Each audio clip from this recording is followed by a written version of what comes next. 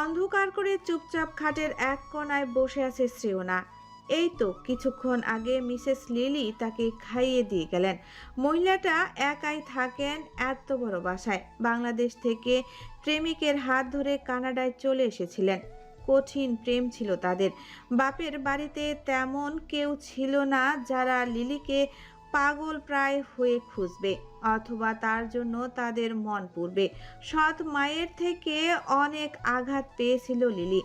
বাবা থেকেও নেই, তার নিজের কোনো ভাই বোন ছিল না, আপন কেউ ছিল না যে তাকে আদর করে ডেকে দু মুঠো ভাত বেড়ে দিবে।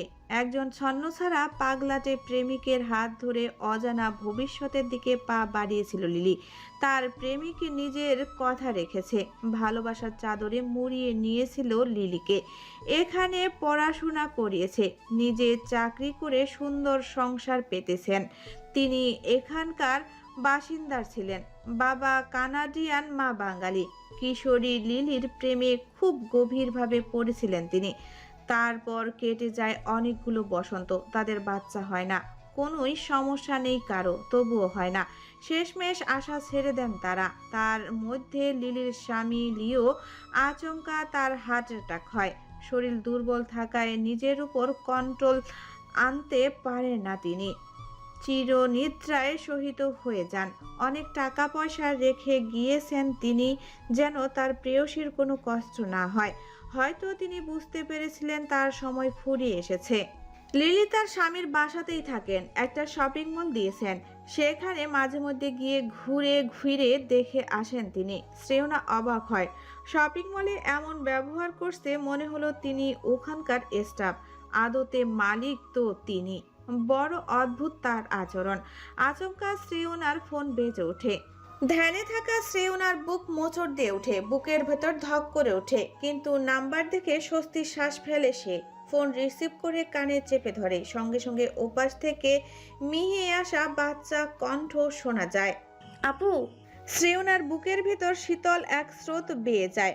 কষ্টও হয়, ভেতরটা ভেঙে চুরে আসে তার। নিজের অনুভূতি দমিয়ে চাপা স্বরে বলে, হ্যাঁ বলো। কবে আসবে?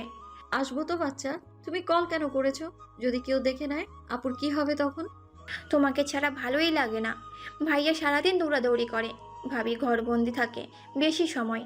আমাকে শুধু স্কুলে দিয়ে আসে আর নিয়ে আসে। বাসায় ভালো লাগে না, নিয়ে যাও আমায়।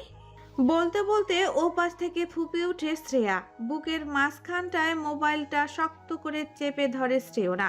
চোখের কার্নিশ বেয়ে অশ্রু গড়িয়ে পড়ে। ফোপাতে চায় সে, কান্নারা গলার ভেতর থেকে উগলে আসতে চায়, কিন্তু সে অপারগ। বোনকে কষ্ট দিতে চায় না। অগত্যা কান্নাটা গিলে নেয় শ্রেয়না। নিজেকে সামনে বলে, অতি দ্রুতই ফিরে আসবো। তোমার জন্য কি আনবো বলো তো? কিছু লাগবে না, তুমি দ্রুত চলে এসো। হ্যাঁ আচ্ছা। শোনো না, আবরণও নেই। ছেলেটা আমায় রেখে হঠাৎ কোথায় যে চলে গেল আপু। আমার ভীষণ কান্না পাই তোমাদের জন্য। শ্রেয়না উত্তর দেয় না, চুপ হয়ে যায়। শ্রেয়া বোনের উত্তরের অপেক্ষায়ও থাকে না, ঝটপট কণ্ঠে বলে, আপু, মীরাবার সানি ভাইয়া এসেছে অনেক দিন পর। একটু গল্প করে আসি। তোমার সাথে পরে কথা বলবো, টাটা। এবারেও শ্রেয়নার উত্তরের অপেক্ষায় থাকে না, ঠুস করে কল কাটে। শ্রেয়না ফোনের দিকে তাকিয়ে দীর্ঘশ্বাস ফেলে। বিছানা থেকে নেমে ততস্থ পায়ে এগিয়ে যায় ব্যালকনির দিকে। নিকষ কালো অন্ধকার থাকার কথা, এখন যে মধ্যরাত। রাস্তার পাশের বাড়িটার কোনায় কোনায় যেন লাইটিং এর ব্যবস্থা করা। বোঝাই যাচ্ছে মিসেস লিলি আলো পছন্দ করেন। খোলা বারান্দায় দাঁড়িয়ে সামনে তাকায় শ্রেয়না। মস্ত বড় পুটলিটা নীল রঙের দেখাচ্ছে, সেদিকে এক দৃষ্টিতে তাকিয়ে রয়, বিড়বিড় করে আওড়ায়, যেদিন পড়বে না মোর পায়ের চিহ্ন এই বাকে, সেদিন আমায় নাইবা মনে রাখলে। কি গো মেয়ে, ঘুম নেই চোখে? আসছে না তো। মিসেস লিলি আফসা আলোয় এগিয়ে আসে শ্রেয়নার দিকে, তার পাশে গিয়ে দাঁড়ান। নির্জীব কণ্ঠে সুধান, একা এই অচেনা শহরে কি করে আসলে? শ্রেয়নার দীর্ঘশ্বাস ফেলে বলে, ভাইয়া বলেছিল তার কোনো বন্ধু রিসিভ করতে আসবে আমায়, কেউ আসেনি। অনেকক্ষণ অপেক্ষা করেছিলাম, ভাইয়াকে কল দিলে ধরে না। শেষমেশ নিজেই হাঁটা দিই অজানা গন্তব্যের উদ্দেশ্যে। রাস্তায় ছিনতাইকারীর কবলে পড়ি। পুলিশ কাছে পিঠে ছিল বলে সেই যাত্রায় বেঁচে যাই আমি। ভয়ে আতঙ্কে তাদের কিছুই বলিনি। কি বা বলবো, আমাকে দেশে ফেরত পাঠানোর ব্যবস্থা করুন, এটা বলবো? নাকি ভাইয়ের বন্ধুকে খুঁজে দিতে বলবো? লোকটার ছবি দেখেছিলাম এক পলক, আমার ফোনে সেটাও নেই। এত নার্ভাস হয়ে পড়েছিলাম, ঠিক তখন আপনার সাথে দেখা। আমায় ধরে শপিং মলে নিয়ে আসলেন, নিজের হাতে টিফিন খাওয়ালেন, তারপর বাসায় নিয়ে এসেছেন। আপনাকে অসংখ্য ধন্যবাদ। সব শুনে মহিলাটি বলেন। এবার তবে তোমার উদ্দেশ্য কি? আবরণ সাইদ। লিলি অবাক কণ্ঠে বলেন। তুমি কি প্রেমিকের খোঁজে এসেছো মেয়ে? শ্রেয়না হাসে, পর মুহূর্তেই ভারী এক শ্বাস ফেলে কেমন করে যেন বলে। প্রেমিক? আবরণ জাহিদ আমার প্রেমিক? ও তো বাচ্চা ছেলে। সে কোথায়? আবারও দীর্ঘশ্বাস ছাড়ে শ্রেয়না, উপচে আসা কান্না গিলে নেয়। জানি না, কেউ বলেনি, শুধু জানি সে বাংলাদেশে নেই। যে ছেলেকে বাচ্চা বলছো তার কাছে কেন যাবে? শ্রেয়না ঠোঁট কামড়ে ধরে, এদিকে সেদিকে দৃষ্টি ফেরায়, চাপা স্বরে বলে। কি জানি, হয়তো তার কাছে আমি সুরক্ষিত থাকবো, ভালো থাকবো, আনন্দে থাকবো। আমার গায়ে একটা আঁচড় লাগতে দেবে না। হয়তো সে আমার শেষ ঠিকানা। লিলির দম বন্ধ হবার জোগাড়, এই মেয়ে কি সব বলছে। তুমিই না বললে সে বাচ্চা? কথা শুনে মনে হচ্ছে তুমি তার প্রতি দুর্বল। একদম না। যাই হোক, মন খারাপ করো না, একদিন সব ঠিক হয়ে যাবে। আমি জানি এবং মানি সৃষ্টিকর্তা এক মুহূর্তেই সব সুন্দর করে দেবেন। সেদিন হসপিটালে নিয়ে যাওয়া হয় শ্রেয়নাকে। কদিনের মধ্যেই সুস্থ হয়ে ওঠে শ্রেয়না। তাকে বিষ খাওয়ানো হয়েছিল, সেটাও জোরপূর্বক। আবরণ গুলি খাওয়ার পর সৃজন কালপিটদের পাকড়াও করে, এমনকি জঙ্গল থেকে অনেক নারী বাচ্চাদের উদ্ধার করে আনে। সেই জেদ চেপেছিল মাফিয়াদের দলনেতা সুভাষ আহমেদের মধ্যে। শ্রেয়াকে মেরে ফেলার ভয় দেখিয়েছিল। শ্রেয়া তখন তাদের আয়ত্তেই ছিল। সম্পূর্ণ বাড়ি নীরজ জাহিদের লোকদের দিয়ে ভরপুর ছিল। সেখান থেকে কয়েকজনকে সরিয়ে দিয়ে সুভাষের লোকজন জায়গা করে নিয়েছে। শ্রেয়া ছিল তাদের গান পয়েন্টে। শ্রেয়না বিয়েটা কখনোই করতো না, সে এখন বিয়ে করতে চায় না। সুভাষ চাচ্ছিল শ্রেয়না কোনোভাবে যেন আবরণকে কষ্ট দেয়। বলা বাহুল্য, সে জেনে গিয়েছে আবরণ শ্রেয়নার প্রতি ভীষণ দুর্বল। এতটুকু তথ্য জোগাড় করা তার জন্য আহামরি ব্যাপার না। আবরণ যখন দুঃখে মুষড়ে পড়বে এবং শ্রেয়নার সাথে জোরাজোরি করার পর সকল তথ্য কোনোভাবে জেনে যাবে, সে নিশ্চয়ই নীরদের উপর রেগে যাবে। পুরনো জেদ পুনরায় মাথাচাড়া দিয়ে উঠবে। এক প্রকার দ্বন্দ্ব যুদ্ধ শুরু হবে তাদের বাপ ছেলের মধ্যে। সুভাষ আহমেদ এটাই চায়, নীরজ জাহিদ যেন দুর্বল হয়ে যায়, যাতে করে পেছনে থেকে আঘাত করতে পারে তারা। নীরজ জাহিদ যতই মুখে নিষেধ করুক, আবরণ জাহিদ তার হৃদস্পন্দন, সেটা সুভাষ আহমেদ ভালো করেই জানে। এটাও জানে আবরণ তার বাবাকে সহ্য করতে পারে না, ঘৃণা করে। কোন দিন না সে নিজেই নীরদকে মেরে বসে। নীরজ জাহিদকে কষ্টে তিলে তিলে মরতে দেখতে চায় সুভাষ। তার অনেক ক্ষতি করেছে আইজিপি, কোটি কোটি টাকার লোকসান হয়েছে। যখন সে নারী পাচার অথবা অস্ত্র পাচার করতে চায়, তার সমস্ত প্ল্যান ভেস্তে দেয় নীরদ। সুভাষকে ধরার পায়তারা করছে নীরদ, যেটা কখনোই সুভাষ হতে দেবে না। ছদ্মবেশে শ্রেয়নার কক্ষে রাতের আধারে আশ্রয় নেয়। পার্লার থেকে আসার পথে বাসার নিচে কথোপকথন হয় তাদের। শ্রেয়নার রুমে যাবার পরপরই সুভাষ আসে, তাকে জোরপূর্বক বিষ খাইয়ে আলমারিতে লুকিয়ে যায়। বাড়ির কারো এদিকে খেয়াল ছিল না, তারা শ্রেয়নাকে নিয়ে ব্যস্ত। মেয়েটাকে বিষ খাওয়াতো না সুভাষ। নীরজ জাহিদ এবারও তার প্ল্যানে জল ঢেলে দিয়ে আবরণকে কানাডায় পাঠিয়ে দিয়েছে। তাই এই চাল চেলেছে সুভাষ, তার লোক খবর দিয়েছিল তাকে। নীরজ জাহিদ আবরণকে কানাডায় পাঠানোর বন্দোবস্ত করছে। কড়া গার্ড রেখেছিল নীরদ, যার দরুন সুভাষ সেখানে যেতে পারে না। গেলে নিশ্চয়ই ধরা পড়ে যেত সে। তাই টোপ হিসেবে শ্রেয়নাকে কাজে লাগায়। আবরণ জাহিদ কানাডা থাকাকালীন যখন জানতে পারবে শ্রেয়না আলম মৃত্যুর পথে কিংবা সে প্রাণ হারিয়েছে, তখন নিশ্চয়ই সে তার সমস্ত রাগ জেদ নীরদের উপরে ঢালবে। কারণ নীরজ জাহিদ তাকে কানাডায় পাঠিয়েছে, বুদ্ধিটা তারই ছিল। যেহেতু নীরদ জেনে গিয়েছে, এমনও হতে পারে আবরণকে টেক্কা দিতে শ্রেয়না আলমের জীবনের ঝুঁকি ফেলছে নীরদ।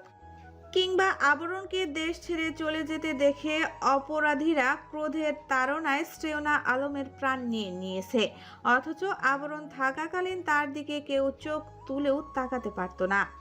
এসব কিছু ভেবে কাজগুলো করেছে সুভাষ আহমেদ, কিন্তু ভাগ্যক্রমে শ্রেয়না বেঁচে যায়। রুহি ঠিক সময় ঘরে না আসলে অন্য কিছু হয়ে যেতে পারত। এখানেই শেষ না, হসপিটালেও শ্রেয়নার উপর আক্রমণ করে বসে সুভাষের লোক। কড়া সিকিউরিটিতেও রাখা হয় তাকে। সুস্থ হওয়ার সাথে সাথে শ্রেজান তাকে কানাডার ফ্লাইটে তুলে দেয়। পাসপোর্ট আগেই করা ছিল, কখন কোথায় কিভাবে দরকার পড়ে যায় সেটা তো জানা নেই। তাদের সবার পাসপোর্ট করে রাখা আছে। নীরজ জায়েদকে জানায়নি শ্রেজান। কাউকে না বলে রাতের আধারে শ্রেয়নাকে প্লেনে উঠিয়ে দিয়ে আসে। শ্রেয়না না জানলেও শ্রেজান জানতো আবরণ জায়েদ কানাডায়। অনেক বড় সিদ্ধান্ত নিয়ে ফেলেছে সে। এয়ারপোর্টে তার এক বন্ধু আসবে, সেই শ্রেয়নাকে নিজের সাথে নিয়ে যাবে। শ্রেজান তাদের চেনে, খুবই ভরসা করে, কিন্তু কোনো এক অজ্ঞাত কারণে তারা এয়ারপোর্টে আসেনি। শ্রেজানকে কল করে জানায়নি শ্রেয়না। দুঃখে কপাল চাপড়ায় সে। শ্রেজান তাকে একা কখনোই পাঠাতো না। বাড়িতেও সেফ ছিল না শ্রেয়না। কোনো না কোনোভাবে তার উপর হামলা করা হয়। এত সিকিউরিটির ভেদ করে তাকে গান পয়েন্টে রাখা হয়। ঘর বন্দি থেকেও কাজ হয় না। হয়তো ভেতরের কেউ তাদের সাহায্য করছে। অতিষ্ঠ হয়ে এই কাজ করে শ্রেজান। শ্রেয়া আর রুহি দেখাশোনার জন্য বাড়িতে কয়েকজন মহিলা কনস্টেবল রাখা হয়েছে, সেই সাথে কুম্ফুতে পারদর্শী এমন কিছু মহিলা। এক কথায় বাংলাদেশের যে কোনো কোনায় শ্রেয়নাকে রেখে দিলে সুভাষ উড়ে গিয়ে হলেও তাকে শেষ করে আসবে। শ্রেয়না কানাডায়, খবরটা কেউ জানে না, কাক পক্ষীও টের পায়নি। তবুও শ্রেজানের ভয়, যদি সুভাষের কোনো লোক কানাডা অবধি পৌঁছে যায়। সকল বিমানবন্দরে গার্ড মোতায়েন করেছে নীরদ, সেই সাথে এক্সট্রা লোক রয়েছে যারা চেকিং করে। সবার ঠিকানা জেনে বিভিন্ন লোকের মাধ্যমে খোঁজ নেয়, কোনোভাবে সুভাষের লোকজন যেন বিমানে উঠতে না পারে। রোদ, এই রোদ, শোনো। মধ্যরাতে আবরণের চিৎকারে কানে তালা পড়ার জোগাড়। এখনো ঘুমায়নি রোদ, ঘুম আসছে না। আবরণের চেঁচামেচিতে চোখ মুখ কুঁচকে তাকায়। চশমাটা তখন টেবিলের উপর। আবরণ এসে টেবিলে বসে যায়, এক হাত রোদের চুলে পেঁচিয়ে বলে, কালকে আমার সাথে এক জায়গা যেতে হবে। চোখ মুখ খিচে আসে রোদের। সেই অবস্থায় বলে ওঠে, পারবো না, আমার ক্লাস আছে। সো হোয়াট, তোর অনুমতি চাইনি, শুধু বলে রাখলাম। আমাকে তুই করে বলিস কেন? আবরণ দায় সারা ভাবে বলে। তো কারবার ছেড়ে যাচ্ছে এতে? নাক মুখ কুঁচকে নেয় রোদ। নিজের চুল ছাড়িয়ে আবরণের বাহুতে কিল বসায়। মুখে লাগাম দে, ব্রিটিশ। আবরণ মুখ বাঁকায়। টেবিলের উপর থেকে চশমা নিয়ে চোখে পড়ে, সঙ্গে সঙ্গে সেটা খুলে খানিক দূরে ছুঁড়ে মারে। তেতে উঠে রোদ, দাঁড়িয়ে যায় নিজের জায়গা থেকে, কিরমির করে বলে, হারামি শয়তান, এটা কি করলি তুই?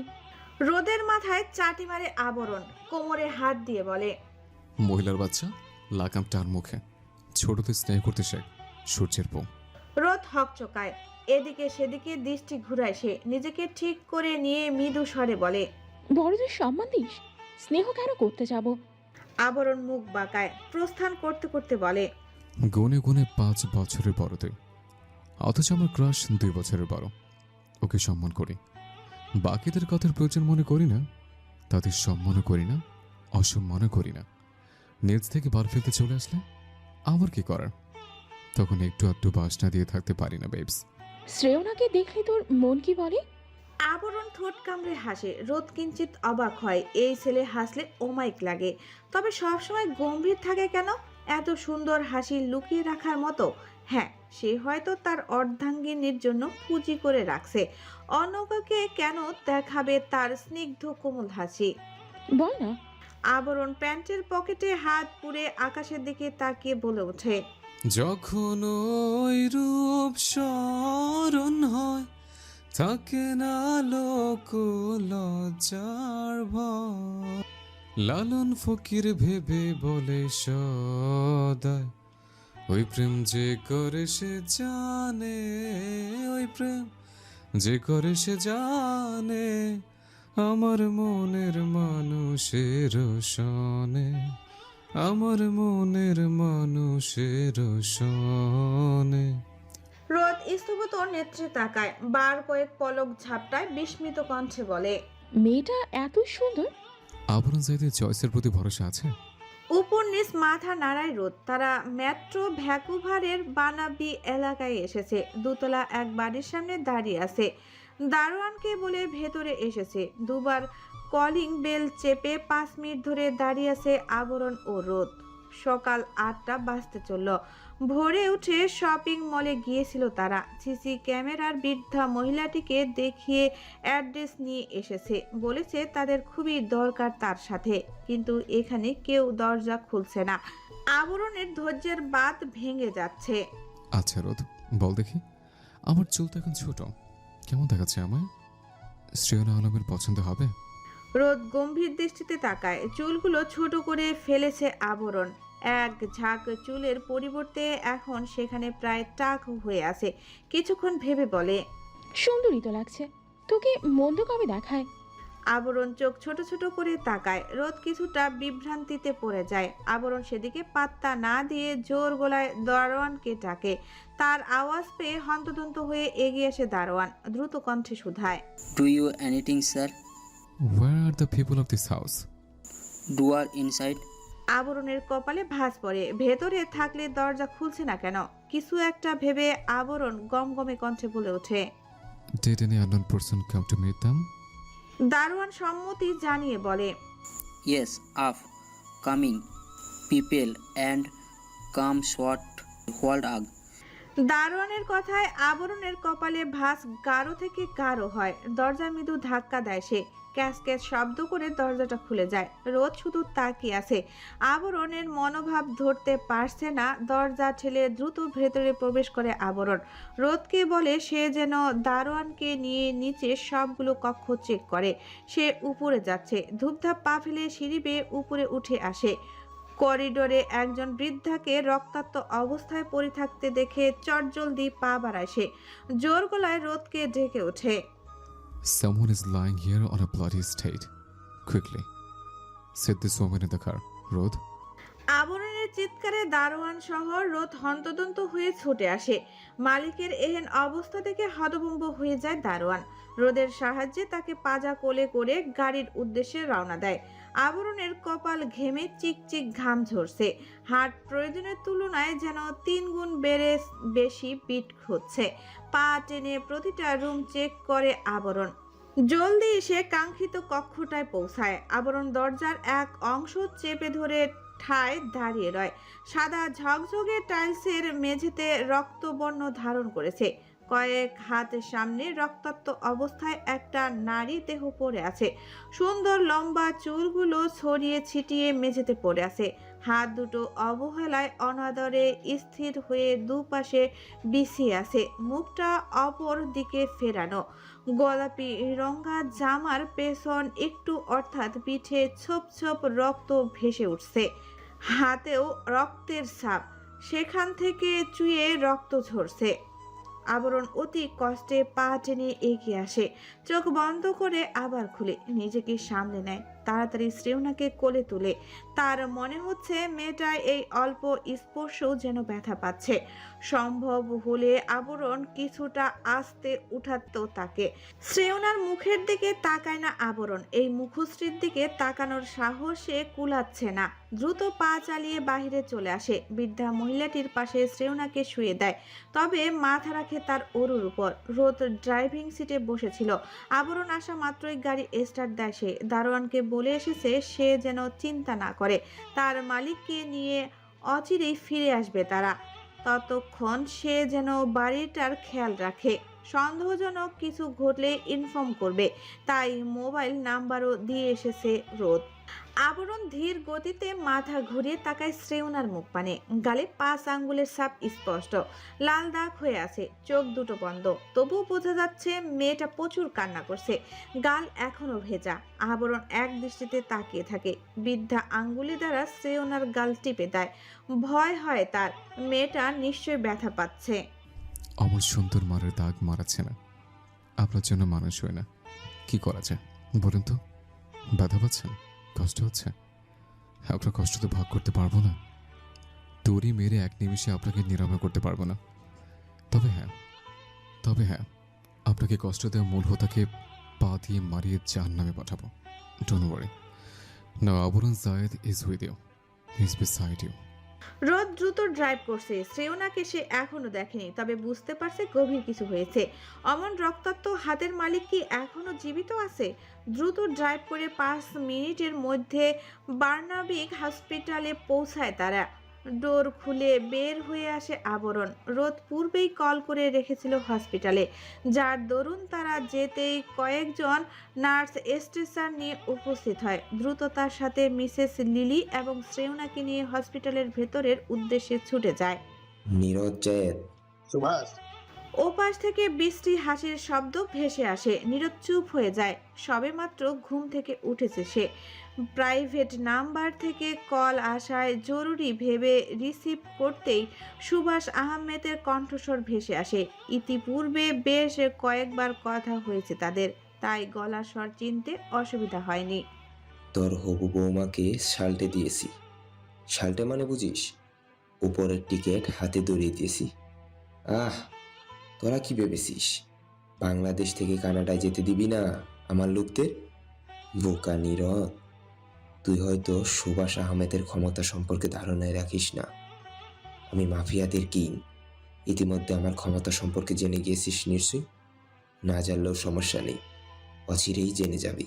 কিছুক্ষণ থেমে কিটমিটিয়ে হেসে উঠে সুভাষ। হাস্যরত কণ্ঠে বলে, বেল চাপার সাথে সাথেই দরজা খুলে দিয়েছিল। বুড়ি মহিলা প্রটেক্ট করতে চেয়েছিল মেয়েটাকে। আরে এক চটকা খেয়েই কপকাত। আমার লোকজন আবার বেশ দয়াবান। বুড়ি মহিলা আর কত বছর বেঁচে থেকে অন্ন নষ্ট করবে, তাই তার আত্মাকে শান্তি দিয়ে দিয়েছে। তবে সিয়ানা মেয়েটাকে তাদের মনে ধরেছিল। আমি একটু ইটিস পিটিস করার অনুমতিও দিয়ে দিয়েছি। আবরণ জায়েদের পছন্দকে ছুঁয়ে দেখার সাহস কি সবার আছে? হয়তো তারা ছুঁয়ে দেখছে, তুই হয়তো জানিস না। কানাডার কোনায় কোনায় আমার লোকজনে ভরপুর। পারলে নিজের ছেলেকে বাঁচিয়ে দেখাস। আর হ্যাঁ, ভুলেও নাম্বার ট্যাগ করার চেষ্টা করিস না। দুটোই স্থান ত্যাগ করবো আমি। আগের বারের মতো এবারেও ব্যর্থ হবি তুই। কল কাটতে চায় সুভাষ। পর মুহূর্তেই চু চু আওয়াজ করে বলে ওঠে, মেয়েটা ভীষণ আকুতি মিনতি করছিল। আমার লোকজন আমার মতোই নির্দয়। কিভাবে বেল্ট দিয়েও ওই নরম শরীরে আঘাত করতে পারলো তারা! কি নিদারুণ আহাজারি তার! কণ্ঠটা এত মিষ্টি শোনাচ্ছিল, আমার তো নেশা ধরে গিয়েছে কণ্ঠটার প্রতি। ফর্সা শরীরে ওই কালশিটে হয়ে আসা দাগ ভাঙাচ্ছিল না। কিন্তু ওই যে লোকে বলে না, যাদের তো কলঙ্ক লাগে, তাই একটু দাগ লাগিয়ে দিয়েছি। আশ্চর্যের বিষয় কি জানিস? মেয়েটা বারবার তোর ছেলেকে ডেকে যাচ্ছিল তার সাহায্যের জন্য। আমার লোকগুলো তার মুখে জ্বর বসিয়েছে ইচ্ছে মতো। অমন তুলোর মতো শরীরে কেউ আঘাত করতে পারে? আমি থাকলে হামলে পড়ে খুবলে খেয়ে নিতাম। সুভাষ, নিজের লিমিটে থাকবি, অন্যথায় তোর অবস্থা এমন করব রাস্তার কুকুরও তোর শরীর ছিঁড়ে খেতে দ্বিধাবোধ করবে। রাগে নীরদের চল শক্ত হয়ে আসে। ধীরে ধীরে শ্বাস ফেলছে সে। না জানে আবরণ কি করে বসে যখন তার কাছে এই খবর পৌঁছাবে। আতঙ্কে ঢোক গিলেন নীরদ। সুভাষ দমে না, বরং আগের মতোই বলে ওঠে, নিজেকে সাধু পুরুষ ভাবিস না নীরজ জাহিদ। মিশানের সঙ্গে কি করেছিস ভুলিনি আমি। আর না, তোর ছেলে বলেছে। কি করে পারলি বলতো নিষ্পাপ প্রাণটা কেড়ে নিতে? আমি তো জানো আর দয়া মায়া বলতে নেই, কিন্তু তুই তো আইনের লোক ছিলিস। নীরদ আর কিছু বলতে দেয় না সুভাষকে। কল কেটে দেয়। নাম্বারটা নির্দিষ্ট জায়গায় সেন্ড করে স্বস্তির শ্বাস ফেলে। পরক্ষণেই অপরাধ বোধ তাকে আষ্টেপৃষ্টে জড়িয়ে ধরে। আবরণকে কিভাবে সে আয়ত্তে আনবে? ছেলেটা কি আদৌ তাকে ক্ষমা করবে? সে তো ইচ্ছে করে কিছু করেনি। অ্যাক্সিডেন্ট ছিল। হ্যাঁ, অ্যাক্সিডেন্টই তো ছিল। সিজান হতভম্ব হয়ে বসে আছে সোফায়। দৃষ্টি তার সেন্টার টেবিলের দিকে স্থির। সেখানে শ্রেয়নার একটা খাতা পড়ে আছে, যেটা কিছু সময় পূর্বেই শ্রেয়া রেখে গিয়েছে। আপুর খাতার লেখার শখ জেগেছে তার। আপু আপু গন্ধ যে তাতে ছোট্ট শ্রেয়া আপুর জামা কাপড় শুকে বুকে জড়িয়ে ঘুমায়, যেন সে তার বোনের শূন্যতাকে দূরে ঠেলে দিতে চাচ্ছে। কবে আসবে শ্রেয়না, কবে তাকে আদর করবে? আসছে না কেন? মেয়েটা যখন জানবে তার আপু রক্তাক্ত অবস্থায় সুদূর কানাডার এক হসপিটালে পড়ে আছে, কেমন ঠেকবে তার?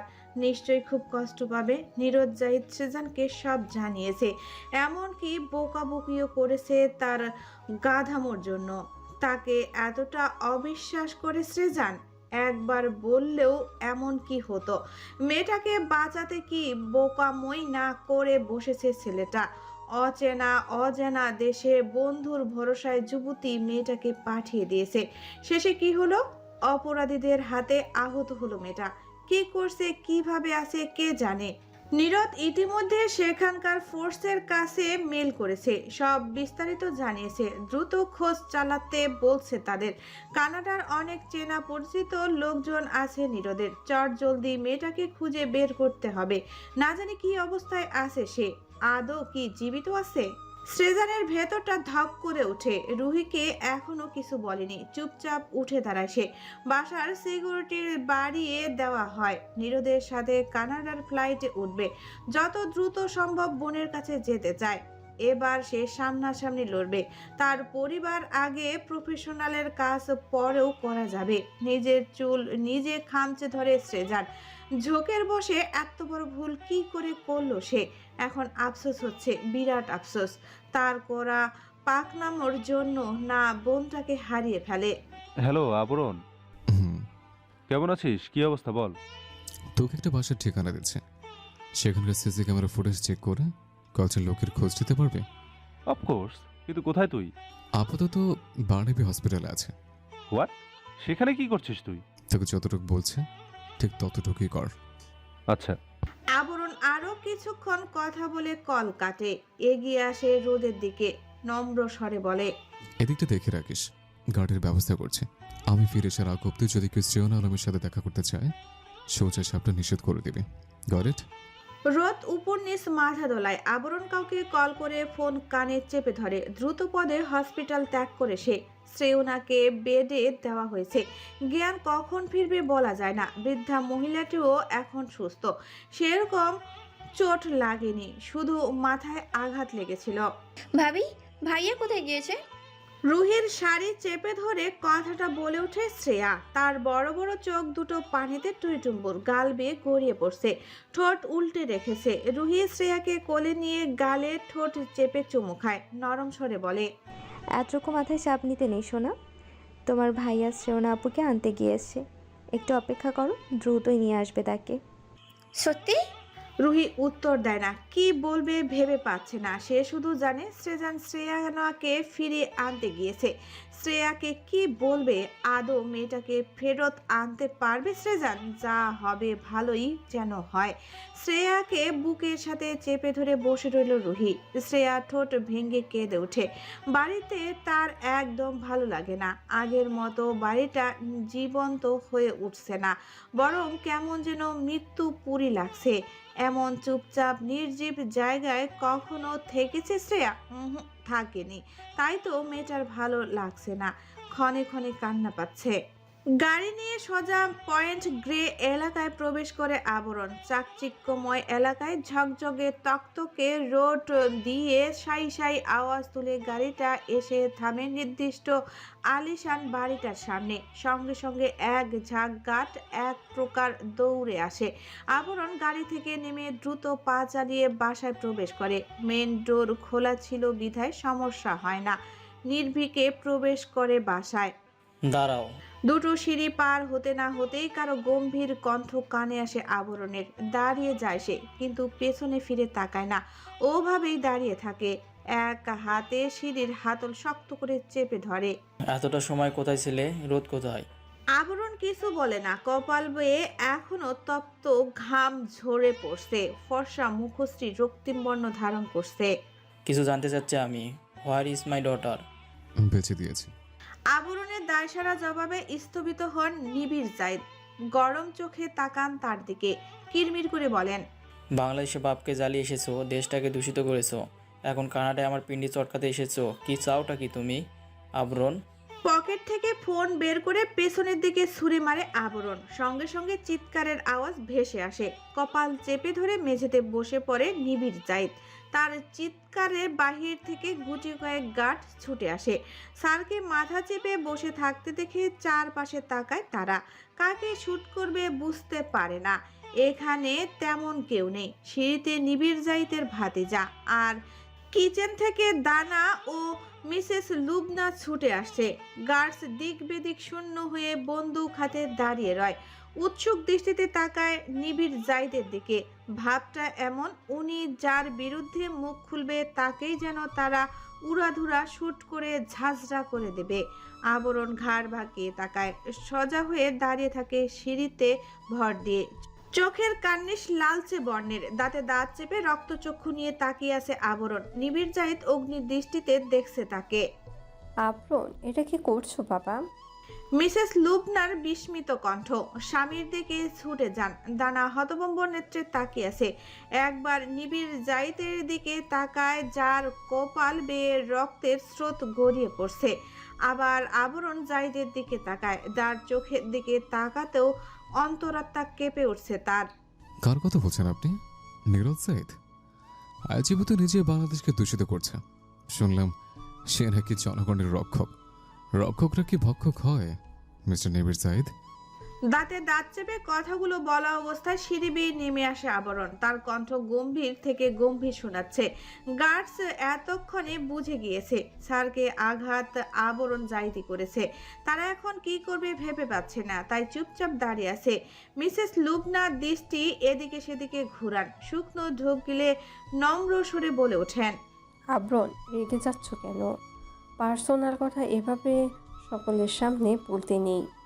দানা ভ্রু কিঞ্চিত বাঁকা করে তাকায় মায়ের দিকে। লুবনার চড়া দৃষ্টি তাকে কিছু একটা আভাস দেয়। কিছু লুকাতে চাচ্ছে লুবনা জাহিদ। পরক্ষণেই আবরণের দিকে তাকায় দানা। তাকে দেখে মনে হচ্ছে না লুবনার কথা কানে তুলছে, বরং আবরণের দৃষ্টিতে প্রচণ্ড ক্রোধ আর ক্ষোভ দেখতে পায় দানা। সিঁড়ির শেষ প্রান্তে এসে দাঁড়িয়েছে আবরণ। লুবনার কথায় কান দেয় না। ঠোঁটের কোণে তাচ্ছিল্যের হাসি ঝুলিয়ে কিছু বলবে তার আগেই নিবিড় ধমকে ওঠেন, আবরণ, নিজের লিমিট ক্রস করো না, ভালো হবে না বলে দিচ্ছি। আমি নীরজ জাহিদের মতো অবলা নই, তোমাকে ছেড়ে দেব। কি করবি তুই? তোর ভাই বা কি করবে? কি করতে বাকি রেখেছিস? লজ্জা নেই? কাপুরুষের দল, আবার এই মুখে বড় বড় কথা চোদাস। হারামের বাচ্চা, তোর চিফ টেনে এনে এখন এটাই তোর দুই ভাইয়ের ভাগ্য। কি করেছিস তোরা জানিস না? এত জলদি ভুলে গেছিস মাদারফাকা। নিবিড় জাহিদ ক্রোধান্বিত দৃষ্টিতে তাকিয়ে থাকে, যেন পারে না চিবিয়ে খায়। নিজের ক্ষতের দিকে পাত্তা না দিয়ে তিনি দানার মুখে হাত দিয়ে চোখ বড় বড় করে তাকিয়ে আছে। আরেক মহিষী নারী, যিনি নিজের স্বামীর দোষ ঢাকার জন্য যা কিছু করতে পারেন, একজন নারী হয়ে অন্য নারীর সাথে এত বড় অপকর্ম কি করে করতে পারলেন মিসেস লুবনা জাহিদ? লুবনা কাচুমাচু ভঙ্গিতে মাথা নিচু করে রেখেছে। স্বামীর বাহু আঁকড়ে ধরে রাখা হাত আগলা হয়ে এসেছে। মৃদু কাঁপছে হাতখানা, চোখে পানির ফোয়ারা ইতিমধ্যে তা গাল বেয়ে ঝরে পড়েছে। তিনি কম্পিত কণ্ঠে বলেন, চুপ করো আবরণ, প্লিজ স্টপ। আবরণ হাতের কাছে থাকা ফ্লাওয়ার ভার্সটা ছুঁড়ে মারে। দানার পায়ের কাছে গিয়ে পড়ে সেটা। এক প্রকার লাফিয়ে উঠে দানা, দ্রুত সেই স্থান ত্যাগ করে অন্যত্র গিয়ে দাঁড়ায়। গম্ভীর দৃষ্টিতে তাকিয়ে থাকে আবরণের দিকে। এ যেন অন্য আবরণ জাহিদ। আমি কিছু করিনি, আর না আমার ভাই কিছু করেছে। এটা শুধুমাত্র অ্যাক্সিডেন্ট ছিল, ব্যাস। ব্যাস? কথাটা বলে আবরণ হেলে দুলে এগিয়ে আসে। দায়সারাভাবে দাঁড়িয়ে ক্ষিপ্ত কণ্ঠে বলে, এটুকুই? কত ভালোবাসা, কত বাহবা, কত আদর, কতই না যত্ন করেছেন। সে আদর যত্ন করা পাখিটাকে খুব লেখিয়ে মৃত্যুদণ্ড দিয়েছেন বিনা অপরাধে। শেষের কথাটুকু বলার সময় কণ্ঠ কাঁপছিল আবরণের। মিসেস লুবনা খিচে চোখ বন্ধ করে নিলেন। দানা তীর্যক চাহনিতে তাকিয়ে আছে। মিশন তাহিয়ারকে এত দ্রুত ভুলে গিয়েছেন? ভুলেছেন এই যে শান্তিতে নির্বিঘ্নে বিলাসবহুল জীবনযাপন করছেন? কোথায় সে চুনোপুটি মিশন তাহিয়ার? কে সে? কে তার পরিচয়? মরে গিয়েছে, খেলা শেষ। আপনারা হলেন সেরকম নোংরা লোক যারা দিনের পর দিন অন্যায় করে সত্য গলাবাজি করতে পারেন। এ পর্যায়ে উঠে দাঁড়ায় নিবিড়। অনেকক্ষণ কপাল চেপে ধরে রাখার দরুন রক্ত পড়া বন্ধ হয়েছে, জায়গাটা জমাট বেঁধে গিয়েছে, কপালে চিলিক দিয়ে উঠে। তবুও তিনি দমে না, মৃদু পদে এগিয়ে আসে আবরণের দিকে। তার দৃষ্টি ক্ষিপ্ত, যেন এখনই থাবা বসাবেন আবরণের দিকে। বললাম না সেটা অ্যাক্সিডেন্ট ছিল, কথা কানে যায় না ডাফার। আবরণের যেন ধৈর্যের বাঁধ ভাঙে, ভেতরটা সলাৎ করে উঠে, তার হাত পা নিষ্পিস করা শুরু করে। কোনো কিছু না ভেবেই নিবিড় জাহিদকে পেছন দিকে ধাক্কা দেয়। তিনি তাল সামলাতে না পেরে পড়ে যেতে নিলেই গার্ডস এসে ধরে ফেলে তাকে। আবরণের দিকে এগোতে নেয় কয়েকজন, কিন্তু মাঝপথেই তাদের থামিয়ে দেন লুবনা জাহিদ। আবরণের শরীর কাঁপছে, উচ্চকণ্ঠে চেঁচিয়ে ওঠে আবরণ। Which accident are you talking about? Two brothers raped a helpless girl and killed her. Is that accident? You took away a mother's love from a motherless boy. Is that accident? She was my aunt, like my second mother. You took her away. Did you think I'd let you go so easily? দানা নিজের জায়গায় জমে যায়, চোখের পানি চিকচিক করছে। হতভম্ব নেত্রে বাবার দিকে তাকায় সে। নিবিড় জাহিদ থমথমে মুখে দাঁড়িয়ে আছেন, তার নিজস্ব কোনো অভিব্যক্তি নেই। আবরণ সোজা হয়ে দাঁড়ায়, পূর্বের মতো তেজি গলায় বলে, দেশে পতিতার অভাব ছিল, বিশ্বাতের অভাব ছিল তোদের জন্য। তবু কেন মিশনকে এত কষ্ট দিয়েছিস? আমার নির্মম মৃত্যু বুঝে তার পুরস্কার ছিল? বোনের ছেলেকে ভালোবেসে আগলে রাখার পুরস্কার দিয়েছিস তোরা দুই ভাই। এটাই তোদের স্নেহ করার নমুনা? এটা ছিল তোদের আদর ভালোবাসা? 15 বছরের কিশোরীটাকে ছাড়লি না, যে কিনা পরিবার ছেড়ে শুধুমাত্র বোনের শেষ স্মৃতি আগলে ধরে বাঁচতে চেয়েছিল। থামে আবরণ, বুক ফুলিয়ে বার কয়েক শ্বাস ছাড়ে, চাপা স্বরে পুনরায় বলে, আমার সুন্দর মায়াময় মেয়েটার নিষ্পাপ আদলের দিকে তাকিয়ে অন্তত নিজেদের পৌরুষকে মাটি চাপা দিতিস সেদিন। একটু দয়া করতিস, আর একটু নমনীয় হতিস তার প্রতি। তার চিৎকার এখন আমার মস্তিষ্কে গেঁথে আছে। 17 বছর যাবৎ শান্তিতে ঘুমোতে পারি না আমি। শুনেছিস তোরা? 17 বছর কম সময় বুঝে? ভেবেছিস কে? একটা বার তোর ভেবে দেখেছিস আমার ছোট্ট মস্তিষ্কটা সেদিন কিভাবে জখম হয়েছিল? বন্দি আমি কিচ্ছু করতে পারিনি। আবরণ ফোঁস ফোঁস করে শ্বাস ছাড়ছে, বুকের মধ্যখানে আঙ্গুল চেপে কিছুক্ষণ চোখ বন্ধ রেখে শ্বাস নেয়। একটু এগিয়ে গিয়ে ডাইনিং উল্টে দেয়, কাচের বাসনগুলো ঝনঝন শব্দ করে মাটিতে আছড়ে পড়ে। চেয়ারগুলো উল্টে দেয় আবরণ, পাগলের মতো বলে ওঠে, তো একটা মানুষকে মনে প্রাণে নিজের কাছে চাইতাম আমি। মিশন, মিশন, আমার মিশানুর। 6 বছর আমি মিশন ছাড়া বুঝতাম না। তোর মিশনকে কেড়ে নিলি, সেদিনই শেষ করে দিয়েছিস আবরণ জাহিদকে। শুনছিস জাহিদ ভিলা? তোরা সবাই মিলে কেড়ে নিয়েছিস আমার মিশানুরকে, আমার মাকে। আমি সেদিন বাঁচাতে পারিনি। আমার চিৎকার তো দূর, আমার মিশানুরের কাতর কণ্ঠ তোদের মতো নরপিশাচদের কানে যায়নি। সেদিন তবে ঝড় ছিল কেন? ঝড়কে শুধু বাইরের গাছপালাকে লন্ডভন্ড করেছিল, নাকি আমার মিশানুরের ছোট্ট দেহটাকে ক্ষত বিক্ষত করেছিল? মাটিতে হাঁটু গেড়ে বসে পড়ে আবরণ, তার চিৎকারে জাহিদ ভিলা কেঁপে উঠে, যেন দানার চোখ ফেটে অশ্রু গড়িয়ে পড়ছে। লুবনা জাহিদেরও ব্যতিক্রম নয়, আঁচলে মুখ চেপে ফুপিয়ে কাঁদছেন তিনি। নিবিড় জাহিদ মাথা নিচু করে রেখেছে। মেয়ের সামনে তাকে এমন অপদস্থ হতে হবে ভাবতে পারেনি। এরকম হবে জানলে আবরণকে কখনোই আটকাতেন না। কে জানতো তখনকার ছোট্ট আবরণ এত বড় হয়ে গিয়েছে। বুকের ভেতরে চাপা ক্ষোভ নিয়ে প্রতিনিয়ত হাসি মুখে ঘুরে বেড়াচ্ছে, দেখে তো বোঝার উপায় নেই। মাথা নিচু করে বসে আছে আবরণ, চোখ দুটো অসম্ভব লাল। দ্রুত শ্বাস নিচ্ছে সে, যেন কান্না দমানোর নিদারুণ পদ্ধতি এটা। কেউ একজন হাত রাখে আবরণের কাঁধে। আবরণ মাথা তুলে না, কিছুক্ষণ সেভাবেই বসে থাকে। পরপর ঢোক গিলে কোমল কণ্ঠে বলে, জানিস সেদিন একটা ছুঁয়ে দেখতে দেয়নি ওরা। আমি একটু ছুঁতে পারিনি, একটু চুমু খেতে পারিনি মিশানুরের কপালে। মিশানও আমাকে চুমু খায়নি, আদর করে জড়িয়ে ধরেনি। দূর থেকে শুধু তার নির্জীব দেহটা দেখছিলাম। ওরা কোলে করে নিয়ে যাচ্ছিল বাচ্চা মেয়েটাকে। আমাকে দেয়নি আমার মিশানুরকে ছুঁতে, মুখে একটু হাত বোলাতে। মীরাব আষ্টেপৃষ্টে জড়িয়ে ধরে আবরণকে। আবরণ সবকিছু ভুলে মীরাবের বুকে মুখ গুজে ছোট্ট বাচ্চাদের মতো ফুঁপিয়ে ওঠে। সানি পাশেই দাঁড়িয়েছিল। আবরণকে ভেঙে পড়তে দেখে বুক মোচড় দেয় তার। নিজেও বন্ধুকে বাহুবন্ধনে আবদ্ধ করে নেয়। নিবিড় জাহিদের পাশেই নীরজ জাহিদ দাঁড়িয়ে আছেন। দৃষ্টিতে তার স্পষ্ট অপরাধবোধ। সৃজন পকেটে হাত গুজে শক্ত ভঙ্গিমায় দাঁড়িয়ে আছেন। আমার মিশানুর, আমার মিশান, আমার কাছে থাকতে দেয়নি ওরা। কিভাবে ফুলের মতো মেয়েটার সাথে অন ভয়ঙ্কর কাজ করতে পারলো? ওদের কি যোগ্যতা আছে আইনের লোক হবার? আইন যদি এতই ন্যায় বিচার দিত তাহলে তাদের ফাঁসি 17 বছর আগেই সম্পন্ন হয়ে যেত। শ্রেয়নার জ্ঞান ফিরতেই শরীরে অসহ্য ব্যথা অনুভব করে। হাতে ক্যানোলা লাগানো।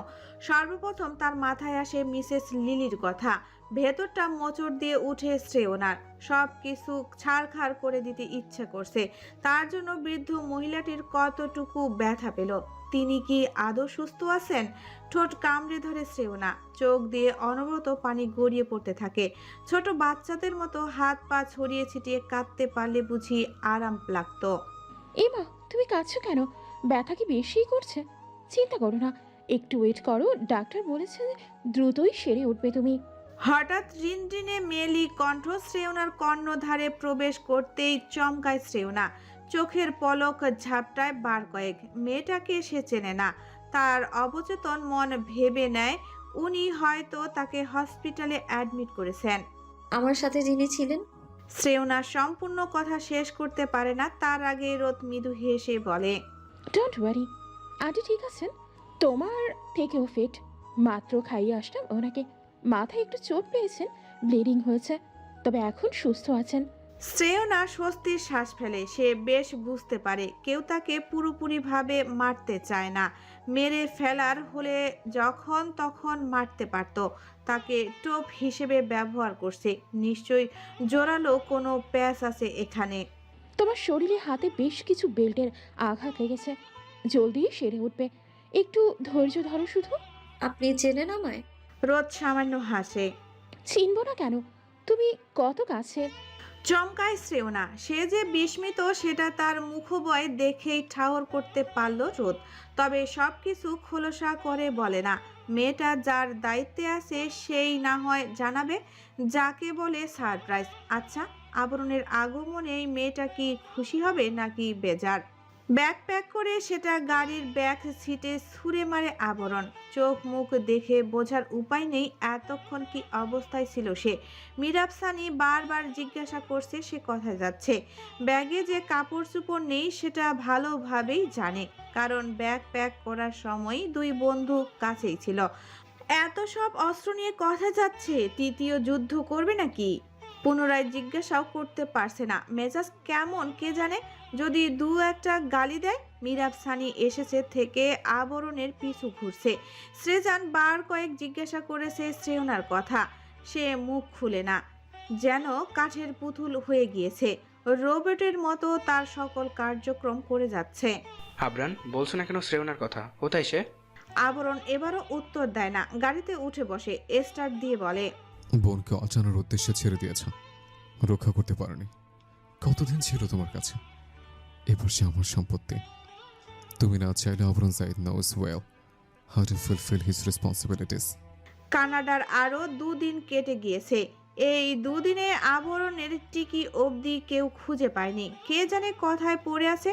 রোদের মাধ্যমে শ্রেজান আলম তার বোনের খোঁজ পেয়েছে। তবে দুঃখের ব্যাপারটা হলো শ্রেয়না শ্রেজানের সাথে তেমন কথা বলে না। ভাই তার সাথে কথা বলতে আসলেও কোনো রকম হা হু বলে চুপ থাকে। শ্রেজান বেশি ঘাটায় না। শ্রেয়না সুস্থ হলেই দেশে নিয়ে যাবে তাকে। নীরজ জাহিদ কয়েকবার দেখে গিয়েছে। তিনি তাদের বাসাতেই আছেন।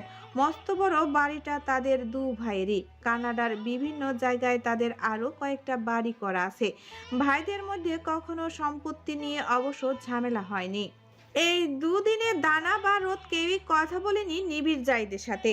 রোদ তো এমনিতেই তার বাবাকে এড়িয়ে চলে। মিশান তাহিয়ার ঘটনা তার অজানা নয়। তখন সে 11 বছরের ছিল। এতটাও ছোট ছিল না। মা বাবার চাপা কণ্ঠের কথা কাটাকাটি সে শুনেছে। বারংবার ধিক্কার দিয়েছে বাবা নামক মানুষটাকে। মিসেস লুবনার সাথেও কথা বলেনি অনেকদিন, কিন্তু সে তার মায়ের দোষ কমই দেখে। একজন নারী তার সংসার বাঁচাতে তৎপর। তাছাড়া নিবিড় জাহিদ কি তার কথা শুনতেন? নিজের অর্ধাঙ্গিনীর প্রতি সামান্য দরদ থাকলে নিশ্চয়ই এমন ঘৃণিত একটা কাজ করতেন না। এখন অবশ্য মিসেস লুবনাকে চোখে হারায়। কে জানে কেন?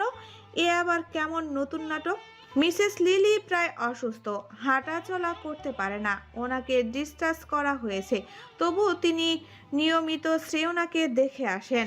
মেয়েটার প্রতি অতি কম সময়ের মধ্যে মায়া জন্মে গিয়েছে।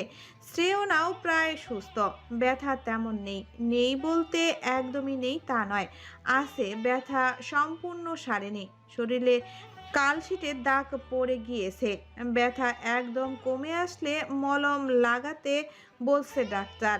শ্রেয়নার পাশে থমথমে মুখে বসে আছে মিরাব সানি, দুজনের গালেই হাত।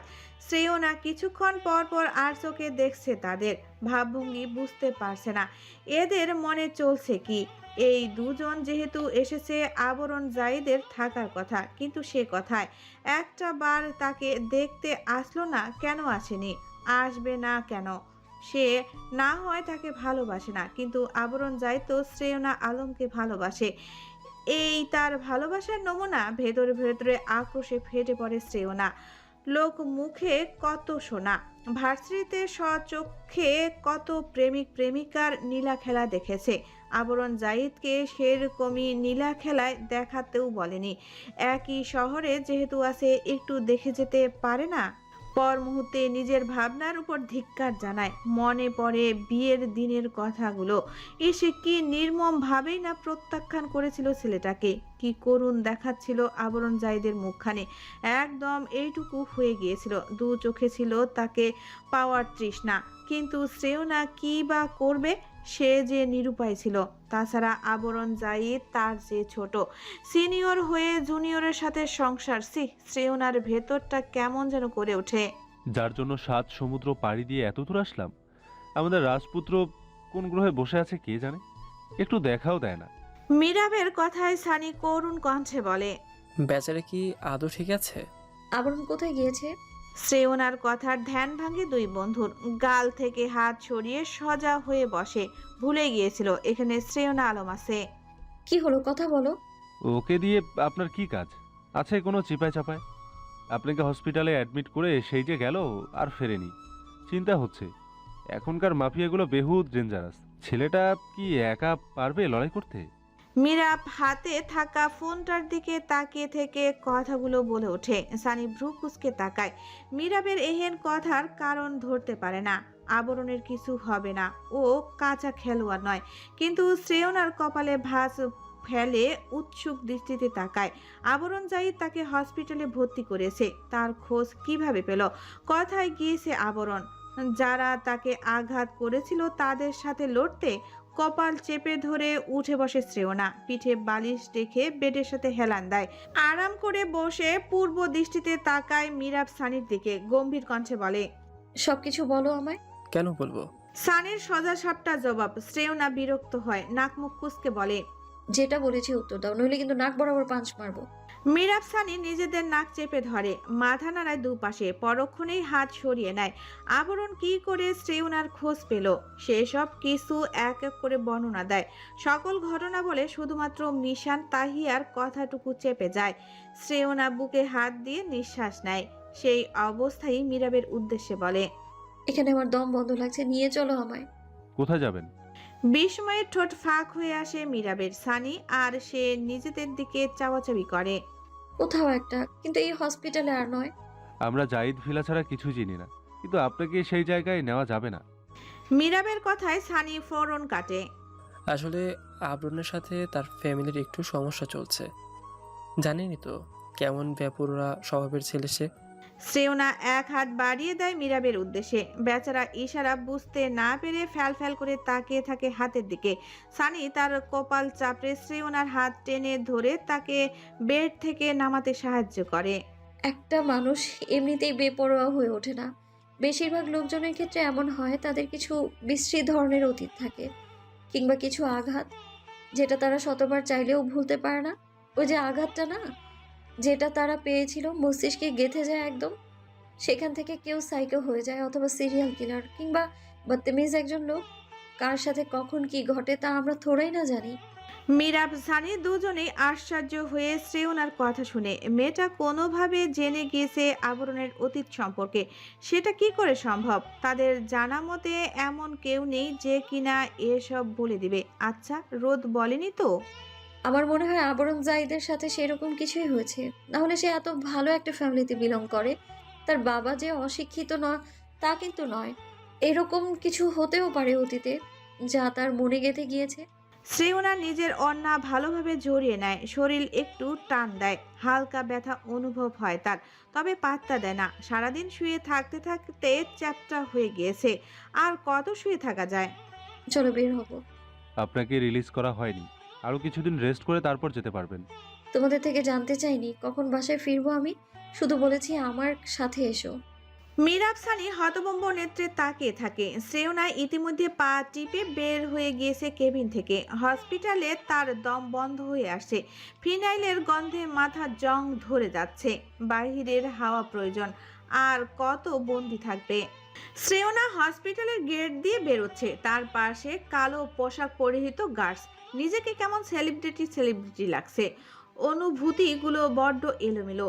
এভাবে চারপাশে বড় বড় পালোয়ানের মতো লোক যদি ঘুরঘুর করে কেমন লাগে? শ্রেয়নার কাছে তো অসহ্য লাগছে। Get in the car. Shreyana জিজ্ঞাসা দৃষ্টিতে তাকায়। গাড়িতে কেন উঠবে ও? কোথায় নিয়ে যাবে এরা? মীরাব শ্রেয়নার দিকে এক পলক তাকায়। তার প্রশ্নাক্ত দৃষ্টি এড়ায় না মীরাবের দৃষ্টি থেকে। নিজে এগিয়ে এসে কথা বলে গার্ডদের সাথে। তারা জাহিদ ভিলাতে নিয়ে যাবে শ্রেয়নাকে। নীরজ জাহিদের হুকুম। শ্রেয়নাকে কথাগুলো বলতেই সে রাজি হয়ে যায়। তবু যত দ্রুত সম্ভব সে এখান থেকে বের হতে চায়। একটু শান্তি প্রয়োজন। সোফায় গম্ভীর মুখে বসে আছে নীরজ জাহিদ। সেজান আলম তার পাশেই। নিবিড় জাহিদ বাসায় নেই, অফিসের কাজে ব্যস্ত তিনি। নিজেকে যথাসম্ভব ব্যস্ত রাখতে চাইছেন। মিসেস লুবনা হাতের কাজগুলো মেয়েটকে বুঝিয়ে দিয়ে বিশ্রাম করছেন। রোদ আর দানা নিজেদের কক্ষে। লিভিং রুমে তেমন কেউ নেই। সেজান গম্ভীর আদলে বসে আছে, মুখের উপর এক হাত। শ্রেয়নার জন্য অপেক্ষা করছে। উদ্দেশ্য একটা, ও এলেই তারা রাতের ফ্লাইটে উঠবে। কি ভাবছো সুজান? নীরদের কথায় নড়েচড়ে বসে শ্রেজান। বিরস গলায় বলে, তেমন কিছু না, রাতে ফ্লাইটে বাংলাদেশে চলে যাব। আচ্ছা। রাত 8টার ফ্লাইট। আপাতত 7টা বাজছে। গাড়িতে মীরাব সানি ও শ্রেয়না। তাদের পেছনের গাড়িতে নীরজ জাহিদ ও সেজান আলম। শ্রেয়না নিচ থেকেই অন্য গাড়িতে বসেছে। চারপাশে আরো কয়েকটা কালো রঙের গাড়ি ঘিরে রেখেছে তাদের। সেফটি দেওয়ার জন্য এই ব্যবস্থা। চলে যাচ্ছি ভাই। আবরণ তবুও দেখা দিল না, মোবাইলও বন্ধ। কি চাচ্ছে ছেলেটা? নীরব আঙ্কেলও খোঁজ নিলেন না? মীরাব তাচ্ছিল্যের হাসি হাসে আরাম করে বসে বলে, ওটা কি বাপ বলে? কসাই একটা, দেখলেই গা রিরি করে। সানি মাথা নাড়ে। শ্রেয়না শুধু তাদের কথা মনোযোগ দিয়ে শুনছে। মাথা মুন্ডু কিছুই বুঝতে পারছে না। আগ বাড়িয়ে জানতেও চায় না। উদাসীন ভঙ্গিমায় বসে থাকে। পয়েন্ট গ্রে এলাকা থেকে ভ্যাঙ্কুভার আন্তর্জাতিক বিমানবন্দরে যাওয়ার রাস্তাটা হলো গ্রানভিল স্ট্রিট। এই রাস্তা ধরে এয়ারপোর্টে অনায়াসে প্রবেশ করতে পারবে তারা। কিন্তু রাস্তা বদলে তাদের গাড়িটা ওয়েস্টেন্ট অ্যাভিনিউ রোড ধরে। সেই রাস্তা ধরেই গাড়ি যেতে থাকে। বলা বাহুল্য তাদের গাড়ি ছিল বুলেট প্রুফ। যতক্ষণে পেছনের গাড়িগুলোর নজরে আসে ব্যাপারটা দেরি হয়ে গেছিল ততক্ষণে। ঠিক যেন ঝড়ের গতিতে গাড়িটা এগিয়ে যাচ্ছে। ঝাঁকি খায় মীরাব সানির শ্রেয়না। ততস্ত্র দৃষ্টিতে আশেপাশে নজর বোলায়। নীরজ জাহিদ এবং সেজান তাদের সামনের গাড়িটাকে দেখতে পায় না। ফোনে এতই মশগুল ছিলেন চারপাশে কি হচ্ছে ভেতর দেখেনি। যখন তাদের কাছে খবর আসে তখন সামনে একদম ফকফকা। গার্ডদের যতগুলো গাড়ি ছিল তার মধ্যে থেকে কয়েকটা শ্রেয়নাদের পিছু নিয়েছে। তারাই খবর দিয়েছে সেজানদের। গাড়ি ঘুরিয়ে ওয়েস্ট স্ট্যান্ড অ্যাভিনিউয়ের রাস্তা ধরে, কিন্তু সামনে অন্যান্য গাড়িগুলো ছাড়া কিছুই চোখে পড়ছে না। জায়গাটা এমনিতেও নির্জীব, সবুজ শ্যামল গাছ দ্বারা ভরপুর। শ্রেয়না আঁতকে উঠে মীরাবের দিকে তাকায়। গাড়ি থামান। I say stop the car. No, permission denied.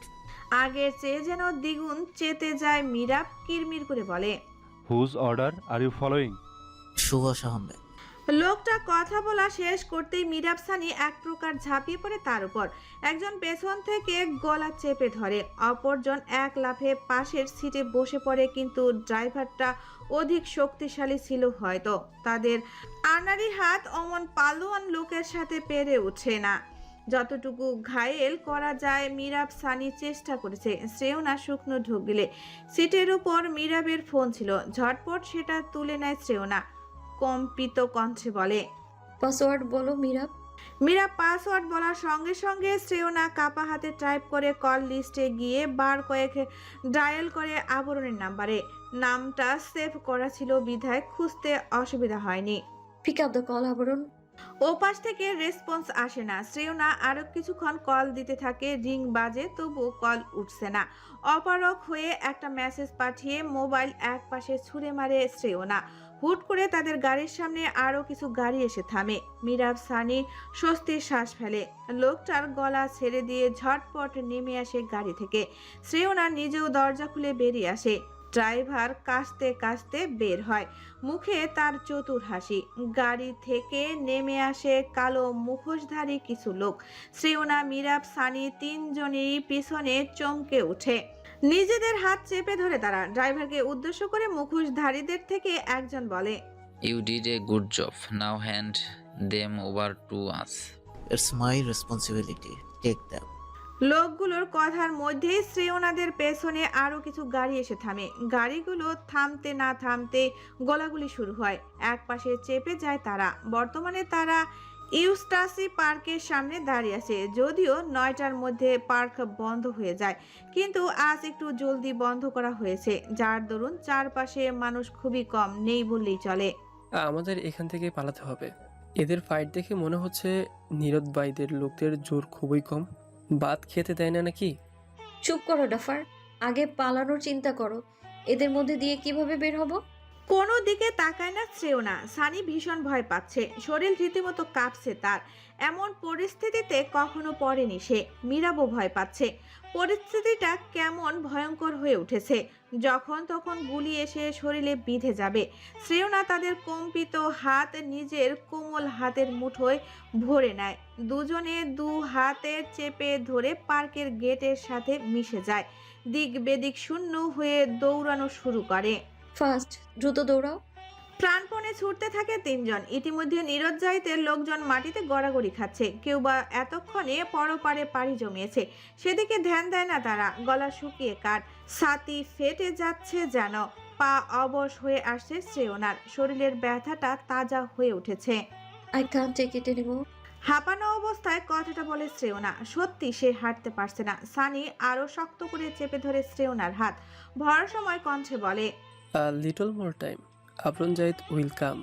পেছনে এক ঝাঁক পায়ের শব্দ হচ্ছে, কেউ দৌড়াচ্ছে। তাদের বুঝতে বাকি নেই ধরা পড়ে যাবে।